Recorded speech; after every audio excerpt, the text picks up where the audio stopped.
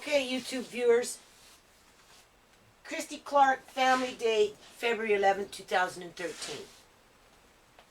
This is my way of proving that my grandson is being emotionally, psychologically, and physically damaged and abused through the actions of social services and their social workers through the Ministry of Children and Family Development, who is an unregulated ministry, who doesn't have to answer to a judge if they don't want to, who has a history of abusing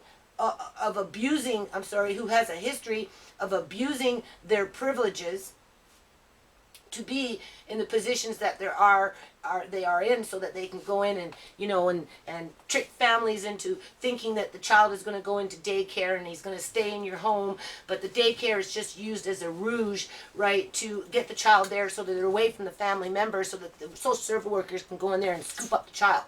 That's what happened to us. And social services who ignores morality, because that's not very moral to go off and trick teenagers into thinking that they're going to volunteer and contribute something positive into our society by, helping little children to maybe get to a program or go for a walk or go visit the elderly or whatever it was the daycare was planning to do with the children, to trick the kids, the teenagers, just so that they can say, oh yeah, give us your money, sign up for a volunteer and do the security check, but we're not going to tell you that we're plotting against your grandma to take away the baby because we need to put him over here. So Andre came from a home. This is Andre's family over here, right? He had 4 adults in his life. Uncle John, Uncle Marquin, Auntie Joan, and Nana, me. And then he had his mom. So that makes 5. And then he had his 2 teenage aunties, right? 14 and 6, one is 15 now, the other one's 17, and he's 2. So, they've been from 13, 15 on. So that puts 7 people in the house. And human beings are like pack animals. They fall within the pack. And Andre was well protected within the pack. He was never alone. He got a lot of stimulation in terms of educational opportunities with the musical instruments, whether it was the keyboard, the piano, drums, bells, flutes, and whatnot. And in addition to gardening and cooking, and just he was introduced to a lot of physical, hands-on activities where it brought him in touch with music, the sound, the keys, the notes, how to turn on the keyboard, how to turn it off. So he came from a family of 8, which would include him.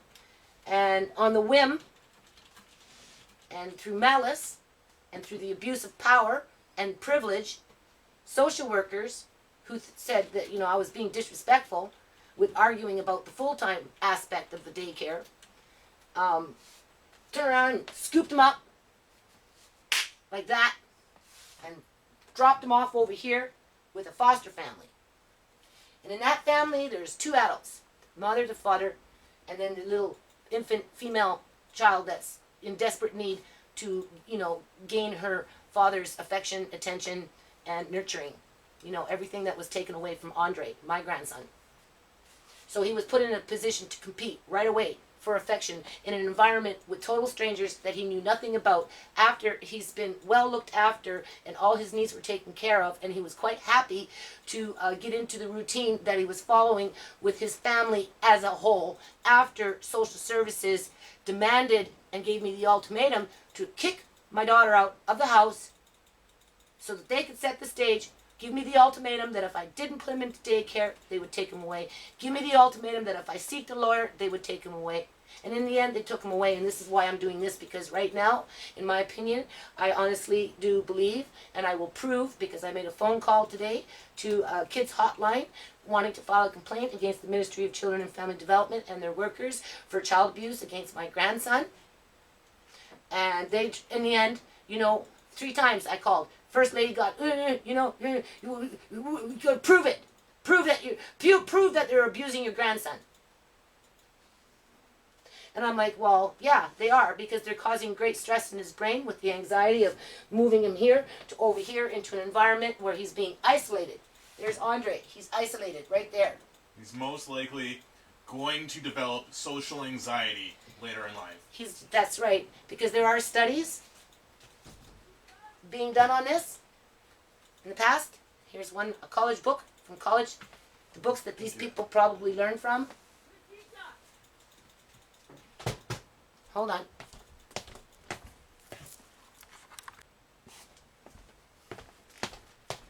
So at any rate, and they ignore morality. You know, they play head games with my kids. They cancel appointments. They've canceled 4 appointments in the last 3 weeks. They canceled the appointment for my daughters for today because they're saying that my grandson is acting out after seeing them on Tuesday. We know that he's already forgetting his Auntie Tisha, and they don't seem to mind that. And we also know that there are studies out there that suggest that, you know, when the brain is in a constant attack of anxiety and sadness and hurt, he had crying fits yesterday, or I should say on Tuesday. He broke out crying, you know, just for no reason, would cry for 20 minutes and at a time. Well, one time 20 minutes, and then after that he cried another 2 or 3 more times, you know, another 10, 15 minutes, 8 minutes, give or take. And practices of child abuse for their benefit, okay? Because the only people that are benefiting from the abuse that's happening to my grandchild right now are these people over here, not Andre's family. Andre's family is not benefiting, okay?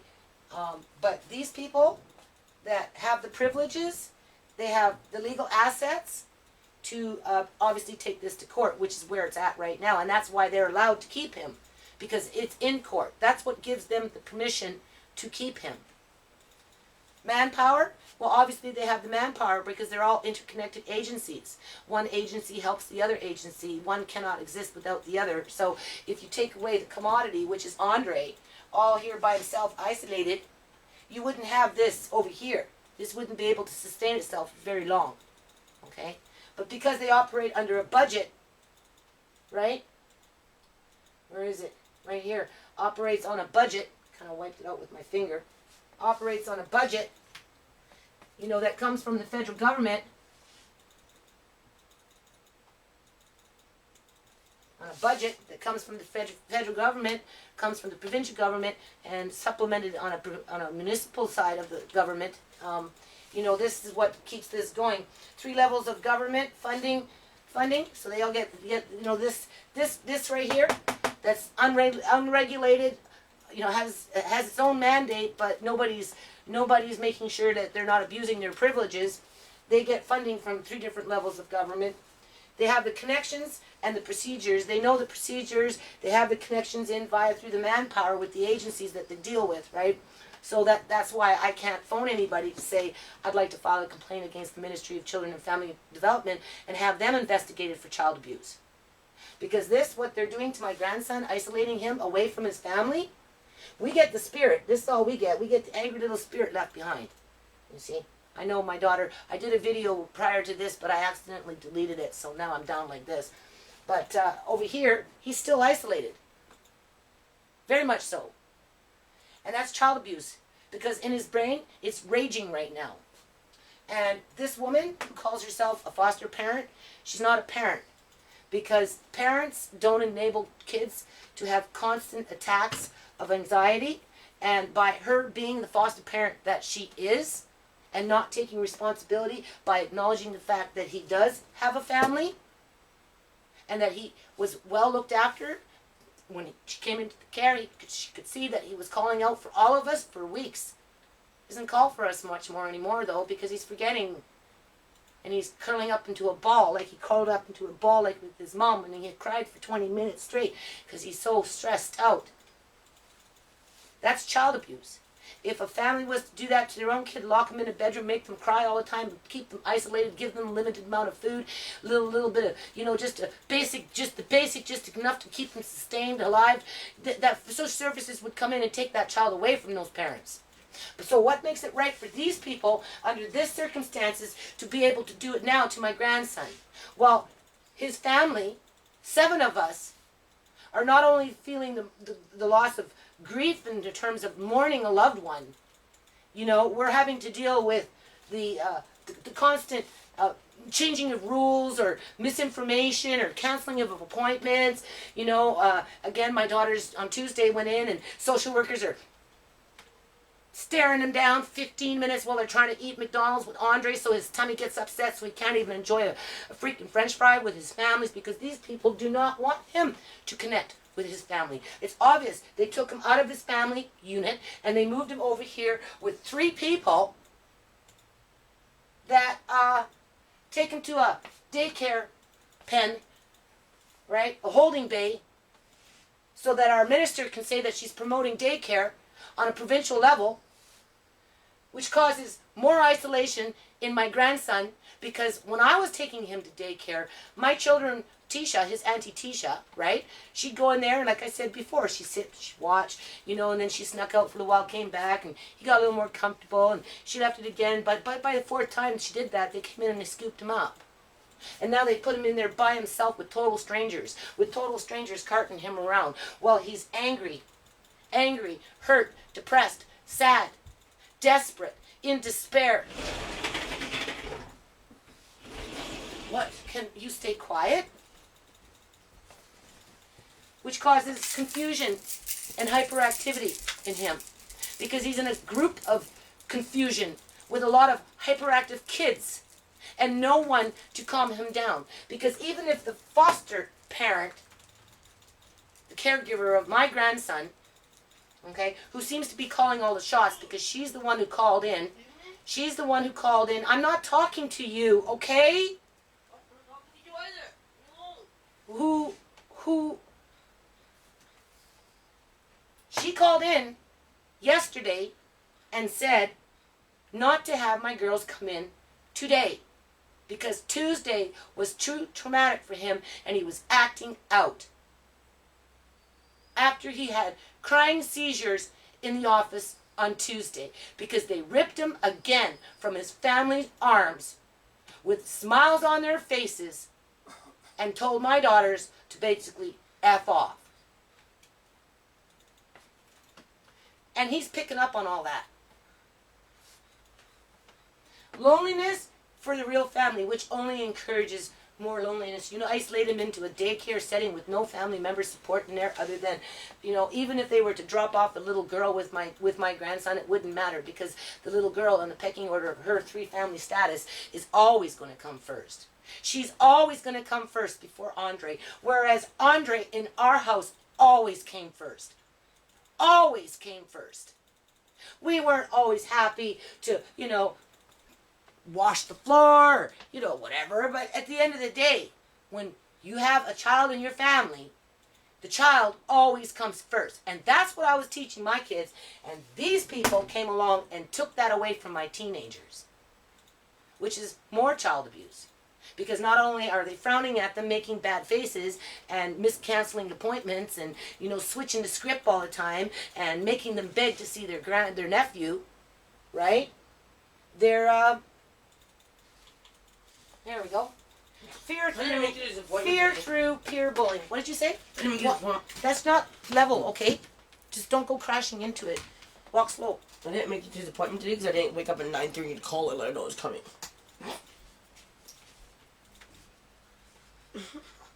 Well, your sisters had an appointment. That's the point. Shimei would have gladly went, but they canceled it. They canceled Shimei's appointment, which was scheduled for today. Okay? But because this woman thinks she's in charge of my grandson, she phoned in yesterday and canceled my 2 teenagers, because ultimately what she wants is for my grandson to forget his family. Because otherwise, she would do her job as a foster parent, and she would have gone the extra mile to make sure that Andre sees his family. But she needs to supplement something in her household. There's something lacking in her household. Her husband and the one little girl. What is lacking outside of a foster child that has a family, that people in their family can't access him? So, in the daycare pen, though, he's sitting there, no auntie, no nana, no uncles, no mom, nobody there for him to, encourage, for him to be safe and feel confident to be in that environment. He's sitting there with a bunch of other little kids that are probably a bunch of brats, some of them, bully kids. Kids learn to be bullies at a very early age. And already Andre is being bullied because he's being bullied by adults. He's being bullied by adults that are using the legal assets within our province to keep him away from his family. They're using the manpower through the different various agencies that, you know, if you phone up, you don't get any results because they're all in bed together anyway, right? You got 3 levels of government funding this. And then you've got the connections and the procedures already in place that which we know nothing about. So it's very easy for them to pull the wool over our eyes, mislead us down the garden path, you know, that kind of thing. And then you got the freaking unions.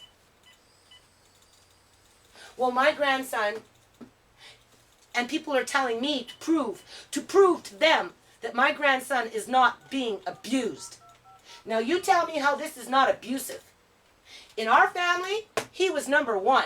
All his needs were being met.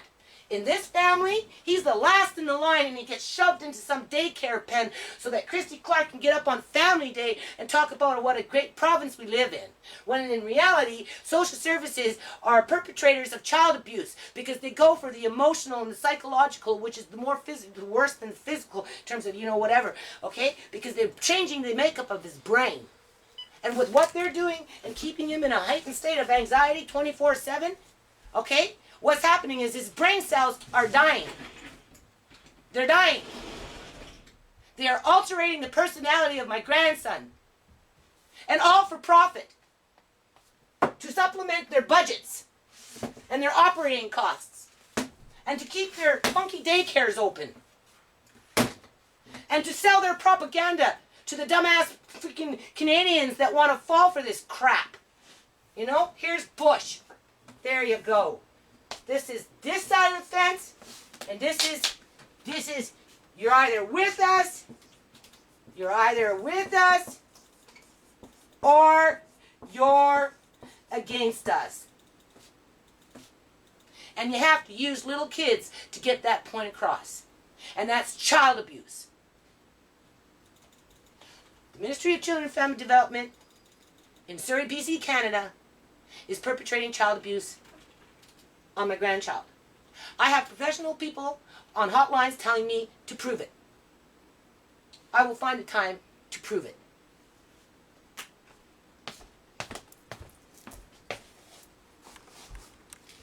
Yeah.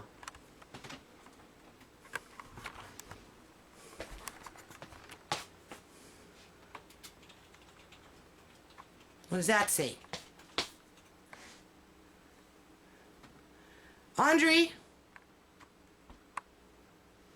is not a family member to his foster care arrangement, while being psychologically and emotionally abused by his care providers, new care providers, as they oppress his natural needs to be with his real family.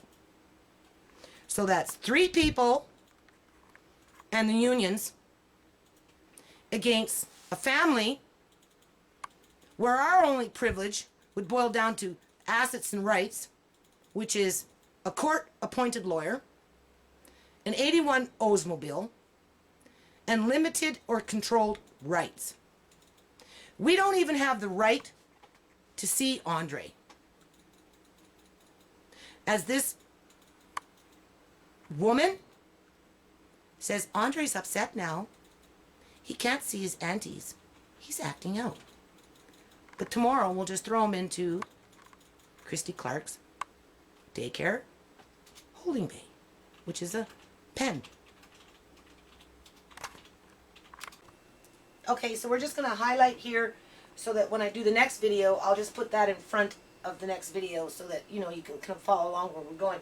So basically what I was saying in a nutshell is, here's Andre's family. He came from, a family of 8 people where, you know, he had 5 adults in his life and 2 teenage aunties that nurtured and we protected him and we valued him and we loved him and we encouraged him to, you know, to experiment with new things, music and games and toys, and, you know, we took him out in the yard and we cooked with him. We did all kinds of things with him. He was our first priority in the family. Like, we tried very hard to never have him by himself. His mother had a very large support system with Andre, and Andre himself had a very large support system. So 7 people, and social services, that is an unregulated ministry, doesn't have to answer to the judge, has a history of abusing his privileges, operates on a budget, ignores morality, and practices child abuse for their benefit. Okay, it's for their benefit. It's not for the benefit of us. We're not the ones that are abusing Andre. We're not the ones that have him isolated away from his family, way over here, all by himself, when he's not in a holding bin, which is a daycare that fosters hyperactivity, confusion, loneliness for his real family, because he's waiting for us to come and get him. Because last time we dropped him off, that's where we dropped him off, and we haven't been able to go get him yet. And then what's in the cortisol that's in his brain that's going like this, because he's having a difficult time adjusting to 3 people that he doesn't even know. Well, one of those individuals happens to be a little girl that's really clinging on to her daddy because she wants that acceptance, that confidence, that love, that everything that Andre was taken away from his own family. Okay?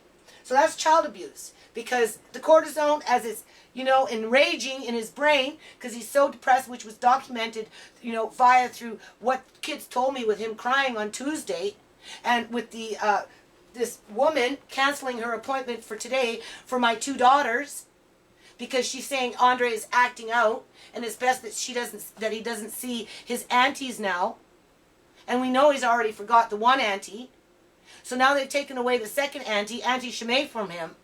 And they're trying to say it's because he's got behavioral problems. After they throw him into an environment where just a bunch of hyperactive kids, with some of them probably in Andre's position, where they're missing their family and their brain cells are dying because the cortisone is killing off those brain cells. And that's child abuse.